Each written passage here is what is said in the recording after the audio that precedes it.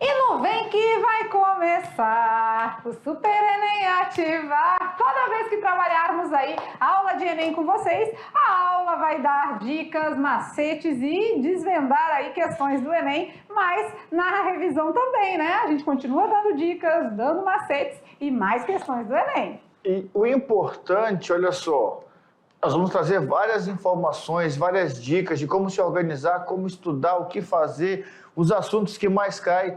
Só tem um detalhe, filho. Se você não pegar aqueles... E olha, nós não vamos nem exagerar em tempo. 10 minutos só para o Enem, tá? Porque assim, tem as atividades da sala de aula que você já leva todas as prontas, você não leva nada para casa, não é verdade? Verdade. A gente faz tudo aqui, a gente resolve com vocês, mostra os detalhes, mas a do Enem, você precisa tirar 10 minutos. Você vai falar assim, olha, esses 10 minutos aqui são os 10 minutos do Enem de matemática. Se você quiser refazer as que a gente está fazendo aqui, Perfeito. pode ser também, mas a gente quer que vocês façam outras, tem muitas questões do Enem, ainda mais em matemática, né? Mas se você quiser refazer, para fazer aquela leitura de novo, né? Entender o que aconteceu, porque às vezes num primeiro momento, às vezes o aluno não entende, né? Então precisa de um segundo momento aí para poder se apropriar aí das ideias, tá? Mas agora, nessa parte de revisão, a gente vai falar um pouquinho sobre os assuntos que mais caem em matemática no Enem. Vamos lá? Então, nossa aula 5.2, e a gente vai mostrar para vocês alguns temas, né? Alguns assuntos, tópicos de matemática que mais caem no Enem. E, é claro, o seu percentual aí de abordagem. Vamos lá. Por exemplo, matemática financeira e a estatística. 25%. Lembrando que aqui na matemática financeira, nós destacamos a parte de porcentagem, problemas que envolvem cálculos percentuais, juros simples, juro composto, isso é matemática financeira. Estatística é a parte que trabalha com análise de gráficos, informações gráficas, tabelas, média, moda, mediana, 1/4 da prova é só com esses assuntos, que são assuntos fáceis, que nós já estudamos no ensino fundamental, revisamos no segundo ano, né, matemática financeira do segundo ano e estatística do primeiro. E vamos relembrar e revisar e rever e reconhecer também no terceiro ano. Beleza. Equações, inequações e polinômios aí ficam com a parte de 15%. E aqui uma coisa interessante, né? Temos a geometria espacial com 12 e a geometria plana com 12. Mas é claro que a gente pode fazer um somatório aqui e dizer que a parte da geometria fica com 24%. Gente, tem muita questão de geometria, então pode se preparar, por isso que a gente revisa aqui com vocês, coloca questões envolvendo esse assunto, tá bom? Então quer dizer que se o aluno tiver um domínio de matemática financeira, estatística e um domínio geométrico, ele já tem 49% da prova? Praticamente a metade, né? Uau! Muito bem. Probabilidade, análise combinatória e a parte de sequências fica com? 11%. E outros assuntos aí se distribuem aí no outro quarto da prova. Aí eles perguntam, mas como assim outros assuntos? Uai, nós temos matrizes, nós temos, deixa eu ver assuntos que não estão aí. Funções, né? Funções, não é que está ali também, e funções cai bastante, não é? Operações básicas, problemas de raciocínio lógico, tudo entra ali. E como estudar para o Enem? Vamos dar uma conversada com eles aí? Vamos lá. Estudar para o Enem em casa pode ser um grande desafio. Às vezes não é tarefa fácil, tem muita coisa que desvia a nossa atenção, né? Com tanta matéria para ver e a pressão por ter um bom desempenho na prova, muitos estudantes mal sabem por onde começar, perdendo um tempo precioso da preparação. E é isso que nós não queremos, que vocês percam tempo. Então, com isso, a gente vai dar algumas dicas aqui, ó. Definir um local de estudo. A gente nem precisa ler isso aqui tudo, né? Mas você precisa definir um local para estudar, ter aquela rotina, né? E não ficar procrastinando, né? Ou seja, protelando. Vamos começar? É para começar logo já, Perfeito. Tá bom? Dentro dessa parte de protelar, né? É aquele ato de adiar, de deixar para depois. E a gente não quer que você faça isso, porque quanto antes você começar, antes você vai se dar bem aí nas situações do Enem, né? Então você precisa cada vez mais ficar atento e já começar. O começo é agora, né? E nesse ato de adiar, de protelar, de deixar para depois, o aluno vai deixando de estudar as questões. Teve dúvida numa questão, você faz o quê? Você pega, para e fala assim, hoje eu aprendo. E vai estudar aquela questão, senta, pesquisa, anota, faz mapa mental, e aí você vai aprender aquela questão. E quando cair na prova, aquela questão parecida, você vai acertar. Beleza, então agora vamos às atividades de sala fazer mais questões do Enem e a gente volta já já com a correção.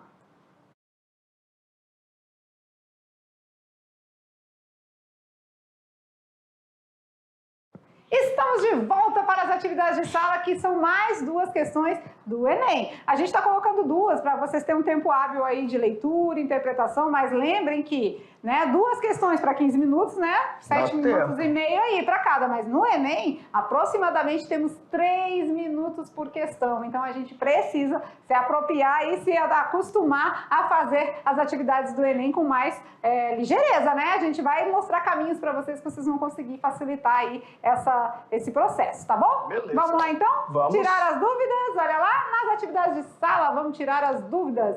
Na primeira questão, vamos ver. Enem de 2021, olha, bem fresquinho. Atualíssima. E olha só que coisa legal aqui. Dentro daqueles outros assuntos, nós temos, por exemplo, sistemas de numeração. E são vários os sistemas de numeração. Nós temos os números egípcios, os números arábicos, nós temos os números romanos. E essa questão aqui trouxe uma parte de números romanos. Muitas vezes o aluno não lembra de tudo sobre os números romanos. Por isso, a questão se encarrega de fazer uma revisão rápida. Por isso que ler a questão e ler com atenção, com propriedade, é muito importante. Vamos lá para a questão.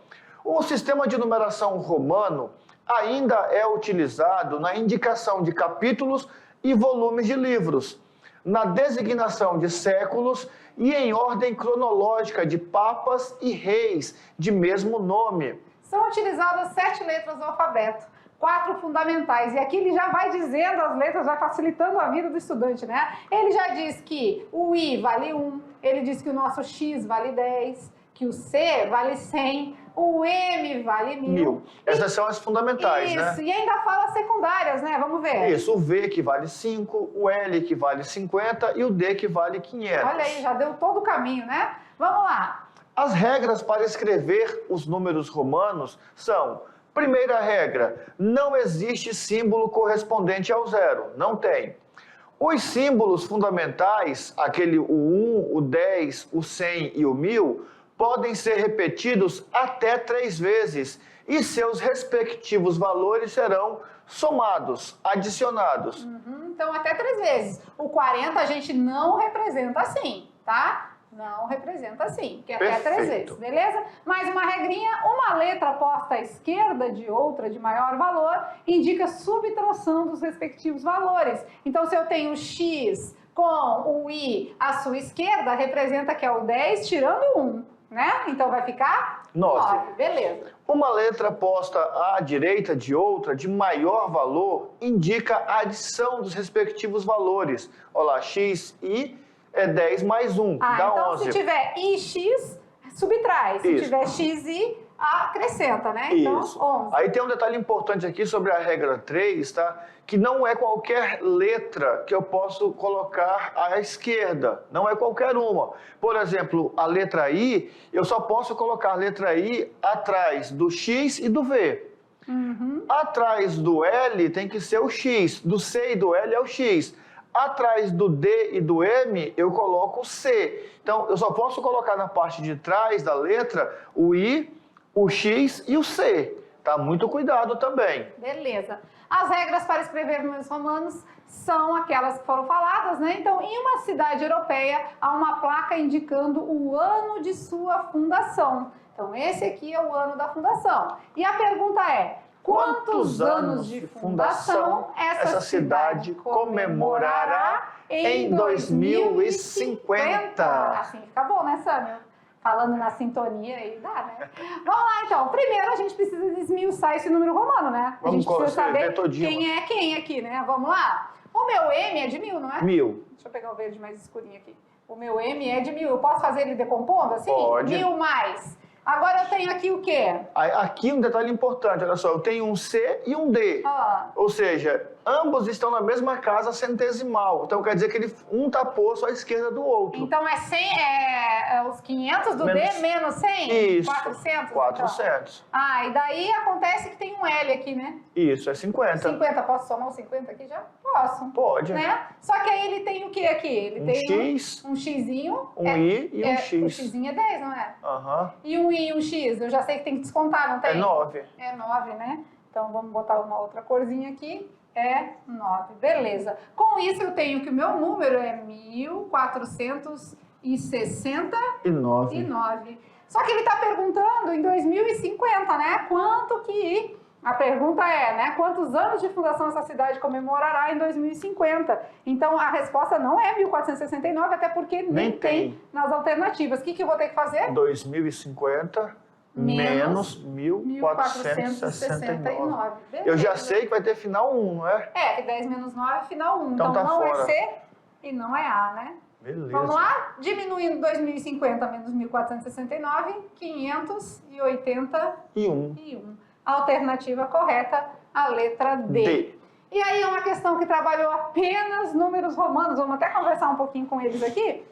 É uma questão que trabalhou apenas os números romanos. E o legal foi que já foi dando todo o direcionamento, né? Isso. Falou todos os valores. Então, se você não lembrasse, você ia lembrar na própria questão. Então, o Enem ele faz muito isso. Não é que ele é gentil, né? Mas ele já vai dando as coordenadas para vocês terem uma facilidade de conseguir resolver. É porque assim, ó, o que o Enem quer? O Enem não quer avaliar a sua capacidade de memorização. O que eu consegui memorizar, eu tenho que decorar. Não. Já acabou isso. Já, decorar acabou. De interpretação. De interpretar. Então ele sabe que tem algumas dificuldades. Ele nem sabe que, como são muitas coisas para estudar, vai ficando coisa para trás que eu não vou lembrar assim. Se eu só forçar, tipo lá, vou ler o número tal, eu não vou conseguir lembrar. Então ele faz o que? Ele traz uma facilidade para você. Nós vimos na aula 4 que, por exemplo, ele trouxe lá 2 questões de geometria. Em uma ele deu a figura, em outra não. Então, na figura na questão que ele deu a figura, ele pediu para usar 3,14, porque ele falou assim, olha,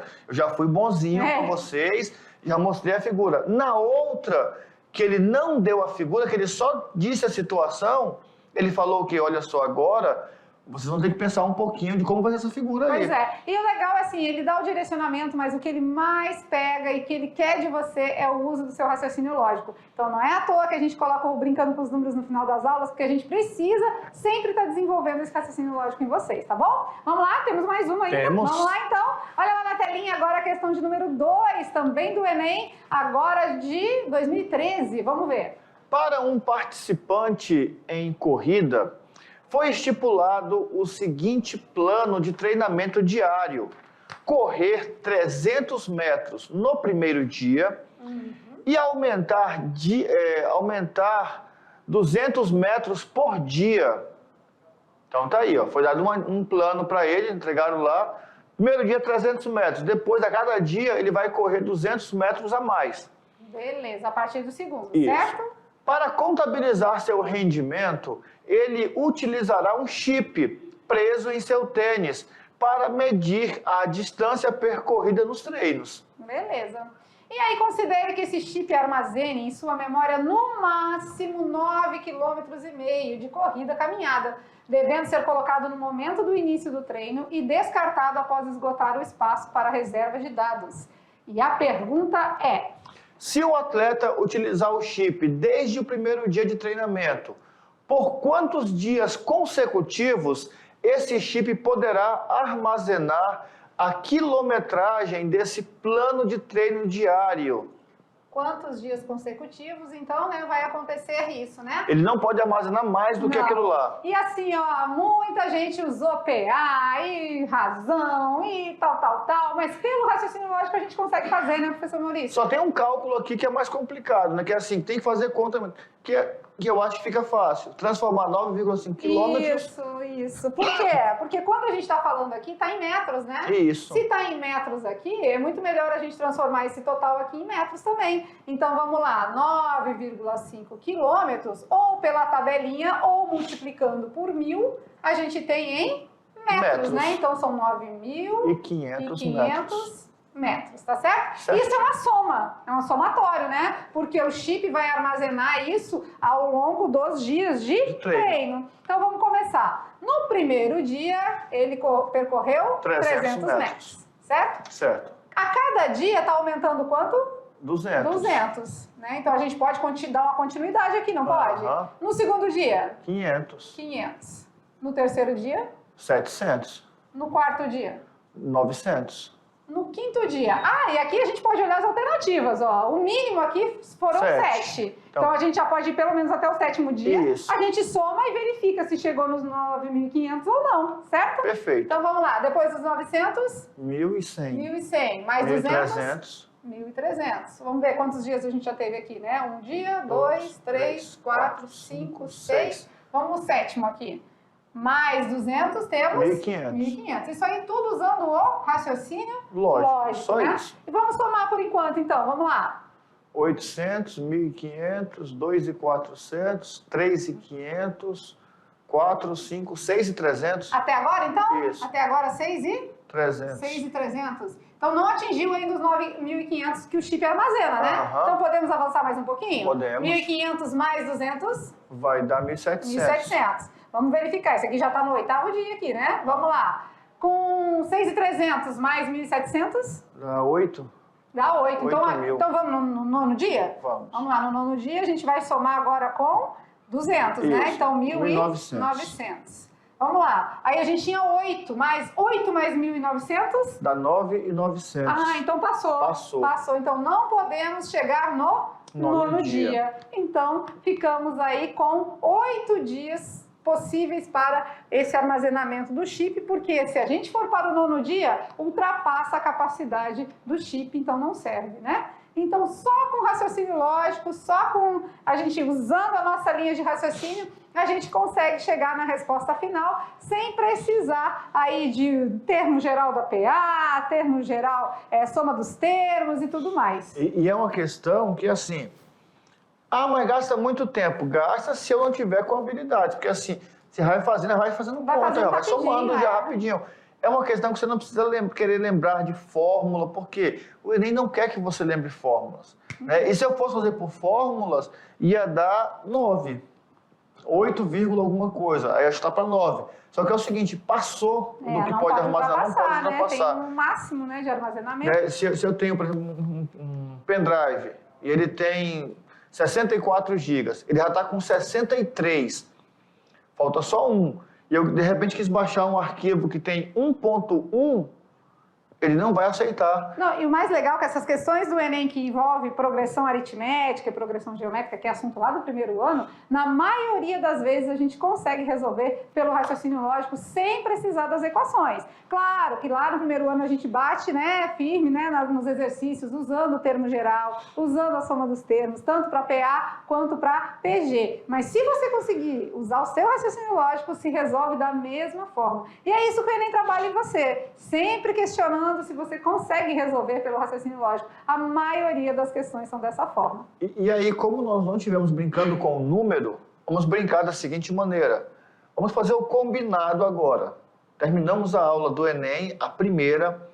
Fizemos aí algumas questões variadas, né, de períodos variados, mas é importante que vocês agora se concentrem em 2018, 2019, 2020, 2021. São as 4 provas, as quatro últimas provas mais recentes, para que vocês possam estar ali afinados com o Enem. Uma questão por dia, não precisa ser muito, não. Não, se eu tiver inspirado... muito, né? Não, se eu tiver inspirado, tiver ali, né, querendo fazer mais, perfeito. Mas uma só, é o desafio, sem perder tempo, sem titubear, sem ficar... Pega a questão e tenta fazer. Não conseguiu? Vai lá atrás, pesquisa qual que é o assunto. Por que que eu não consegui? Onde eu não consegui? O que que eu não entendi? E aí vamos adiante, porque precisamos ter esse feedback de vocês. E essas aulas do Enem a gente vai ter muitas delas até o final, tá bom? Intermediando os assuntos aí do terceirão, a gente vai trazer exercícios do Enem. Quanto mais a gente resolve junto com vocês, mais facilidades vocês vão ter de resolver sozinhos também, tá certo? Ficamos por aqui? Pronto. Beijo no coração, até a próxima aula. Tchau, tchau.